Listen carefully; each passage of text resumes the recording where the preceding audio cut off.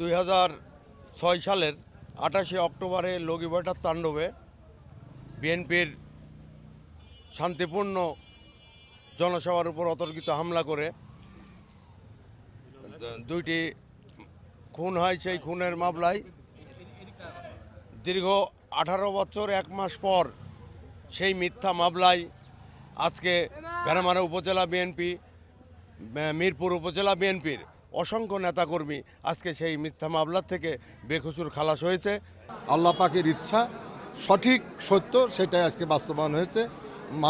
মাননীয় প্রসিকিউশন এ ব্যাপারে আমরা তাদের কাছে কৃতজ্ঞ, আদালতের কাছে কৃতজ্ঞ, আমাদের আইনজীবীদের কাছে কৃতজ্ঞ যে আমরা একটা ন্যায় বিচার পেয়েছি।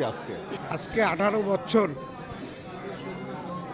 আমি সহ আমার নেতাকর্মীরা যেভাবে কষ্ট করেছে, এটা আসলে আমাদের ভাষা নেই যে আমরা কিভাবে এটা আমরা প্রকাশ করব। তবে আজকে আমাদের সবচেয়ে আনন্দের বিষয় হচ্ছে যে আমরা এই কেসে থেকে মুক্তি পেয়েছি আলহামদুলিল্লাহ। বিগত দিনে আপনারা জানেন এই কেসে আমাদের যদি বিচার হতো তা আমাদের এই রায়টা হতো সঠিক রায় না, সাজানো রায় হতো এবং এটা নির্দেশ দিয়ে দিত যে এতজন লোককে ফাঁসি দিতে হবে, সেইভাবে আমাদের ফাঁসি দিতে হতো। সেখান থেকে আল্লাহ আমাদের রক্ষা করেছে, এই জন্য আমরা ন্যায় বিচার পেয়েছি। আমরা আল্লাহর দরবারে শুকরিয়া আদায় করছি। আলহামদুলিল্লাহ, মহান আল্লাহ তাআলার কাছে লাখো কোটি শুকরিয়া আদায় করছি। 2006 সালের 28শে অক্টোবর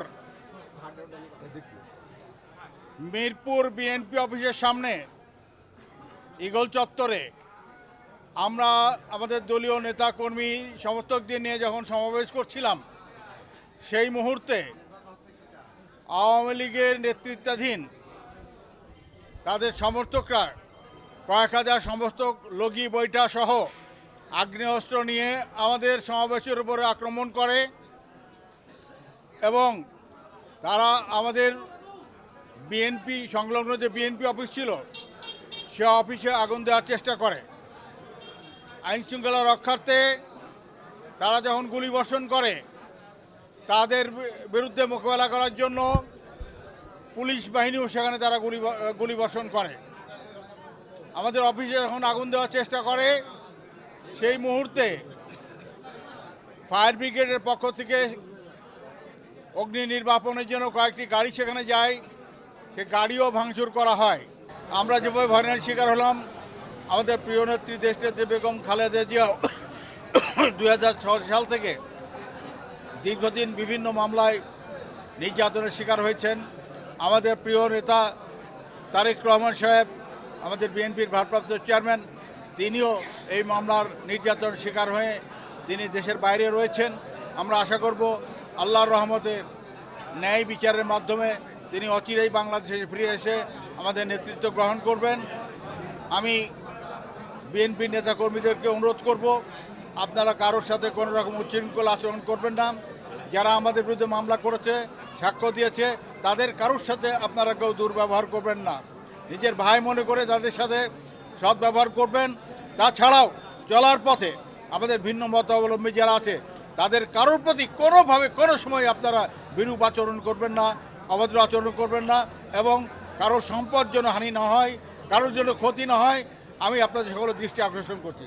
যদি আমার দলের কোনো নেতাকর্মী কোনো উচ্ছৃঙ্খল আচরণ করে, আমরা তাদের বিরুদ্ধে দলীয় শৃঙ্খলা ভঙ্গের কারণে ব্যবস্থা গ্রহণ করতে বাধ্য হব। আপনারা ইতিমধ্যে শুনেছেন যে 2006 সালের 28শে অক্টোবর পরিকল্পিতভাবে একটি মিথ্যা মামলা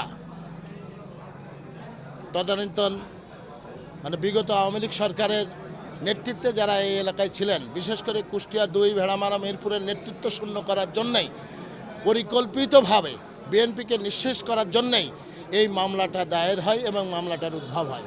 মামলাটা সম্পূর্ণ মিথ্যা এবং বানোয়াট।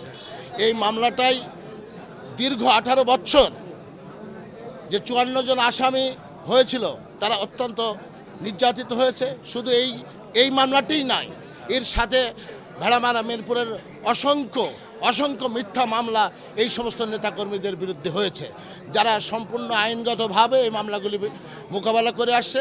আজকে ন্যায় বিচারের স্বার্থে বিচারক, স্পেশাল বিচারক উনি ন্যায়দণ্ড দিয়েছেন। সেই ন্যায়দণ্ডের জন্য মহান আল্লাহর কাছে আমরা কৃতজ্ঞতা প্রকাশ করছি।